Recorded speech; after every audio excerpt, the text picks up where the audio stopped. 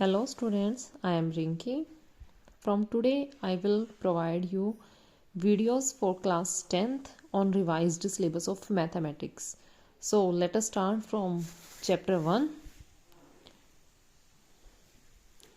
Chapter 1 is real numbers.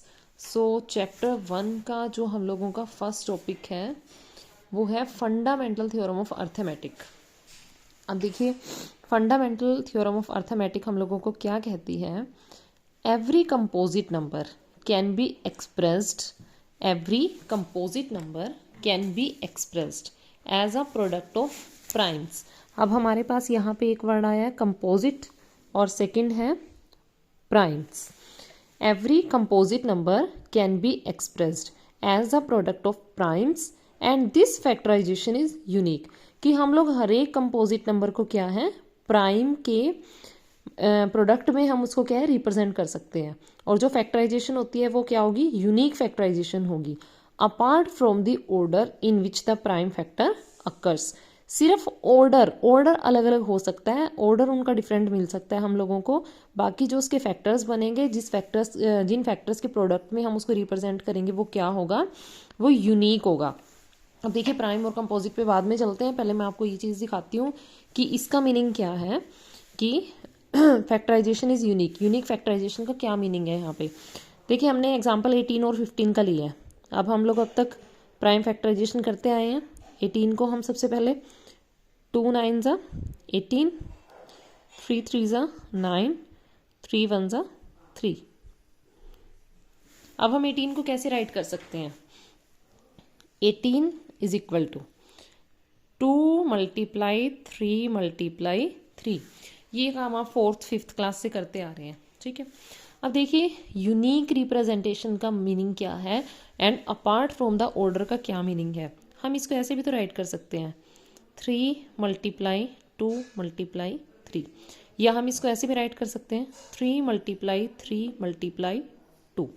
अब देखिए representation different है बट फैक्टर्स तो सेम है 2 3 3 2 3 3 2 3 3. फैक्टराइजेशन तो वही है ना, सिर्फ डिफरेंस क्या है यहाँ पे, जो हमारा वे ऑफ रिप्रेजेंटेशन है वो डिफरेंट है. ऐसे ही आप 15 का देख लीजिए 3 5 ज़ा 15, 5 1 ज़ा 5. 15 को हमने रिप्रेजेंट करा 3 मल्टीप्लाई 5. अगर मैं इसको 5 मल्टीप्लाई 3 राइट कर दूं क्या ये रॉन्ग होगा हमारा, बिल्कुल भी नहीं.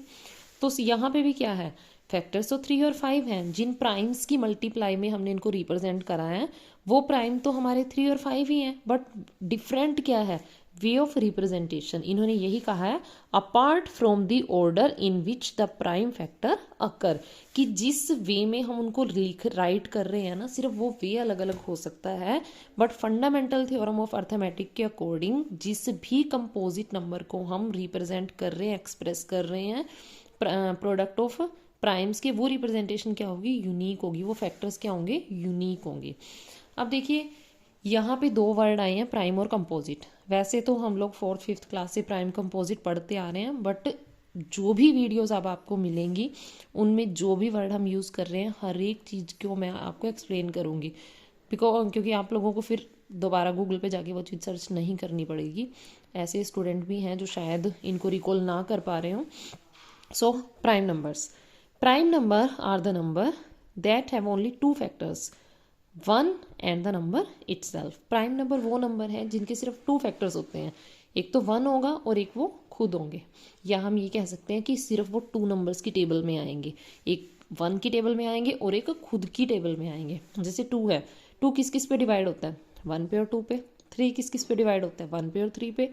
5 1 5, 7 1 7, 11 1 11, 13 1 11.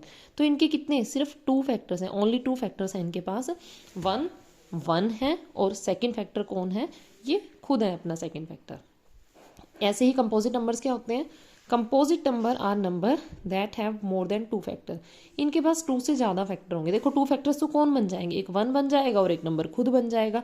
उससे अलग आप ना कोई एक फैक्टर ढूंढ लो, कोई एक ऐसी टेबल ढूंढ लो जिस पे डिवाइड होते हो, तो आप डायरेक्ट बोल सकते हो कि ये कंपोजिट नंबर है। अब जैसे 4 है, 1 की और 4 की टेबल में तो आ रहा है, उससे अलग किस में आ रहा है, 2 की टेबल में आ रहा है। ऐसे ही 6 भी 2 की टेबल में आ रहा है, 8 भी 2 की टेबल में आ रहा है, 9 3 की टेबल पे आ रहा है, 10 2 के पास, 12 2 के पास, 14 2 के पास, 15 3 के पास। तो इन सब के हमने एक एक फैक्टर एक्स्ट्रा देख लिया ना, तो ये कैसे नंबर है, कंपोजिट नंबर है।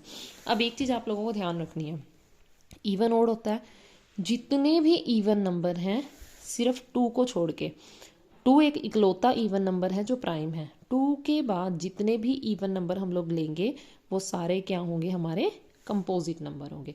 और प्राइम फैक्टराइजेशन में कभी भी आपको कंपोजिट नंबर के साथ चेक नहीं करना होता कि ये कंपोजिट नंबर की टेबल में जा रहा है या नहीं, सिर्फ हम प्राइम नंबर्स को उठाते हैं। ठीक है, तो इंट्रोडक्टरी पार्ट में इसके सिर्फ इतना ही है, सिर्फ हमें फंडामेंटल थ्योरम ऑफ अर्थमेटिक्स देखनी है, हमें प्राइम और कंपोजिट नंबर का पता होना चाहिए। जो हमारी फर्स्ट एक्सरसाइज है उसमें हम लोग HCF और LCM के बारे में स्टडी कराएंगे, प्राइम फैक्टराइजेशन के बारे में स्टडी करेंगे। सो एक्सरसाइज हम नेक्स्ट वीडियो में डिस्कस करेंगे। Thank you students.